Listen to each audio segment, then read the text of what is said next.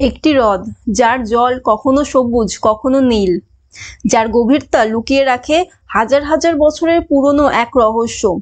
এই গল্প মহারাষ্ট্রের এক আশ্চর্য সৃষ্টি, লোনার লেক। প্রায় 50,000 বছর আগে একটি উল্কাপিণ্ড পৃথিবীর এই অংশে আঘাত হানলো। এই সংঘর্ষে তৈরি হলো প্রায় 1.8 কিলোমিটার চওড়া এবং 150 মিটার গভীর গর্ত। এরপর সেই গর্তে জল ভর্তি হয়ে তৈরি হলো লোনার লেক। লোনার হ্রদের সবচেয়ে বিস্ময়কর দিক হলো এর জল।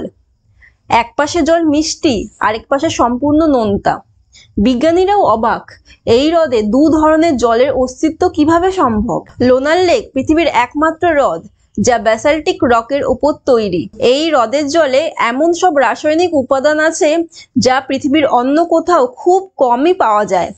এর ভেতরে রয়েছে অণুজীব যেগুলো মার্স গ্রহের পরিবেশেও বেঁচে থাকতে পারে। 2020 সালে হঠাৎ লেকের জল গোলাপি হয়ে গেল। বিজ্ঞানীরা পরে জানালেন এটি হয়েছিল হোলো ব্যাকটেরিয়া নামের বিশেষ অণুজীবের কারণে, যারা উচ্চ লবণাক্ত জলে বেঁচে থাকতে পারে। স্থানীয়রা বিশ্বাস করেন এটি এক দৈত্যের মৃত্যুর প্রতীক।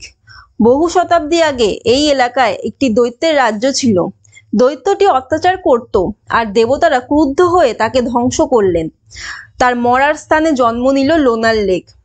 যখন কেউ হ্রদের নিয়ম না মানে, জল হঠাৎ অদ্ভুত রং নেয় বা ঢেউ তোলে। রাতের বেলা হালকা কুসুমের গন্ধ ও অদ্ভুত আওয়াজ শুনতে পাওয়া যায়। স্থানীয়রা মনে করে এটি সেই প্রাচীন দেবতার সতর্কবার্তা।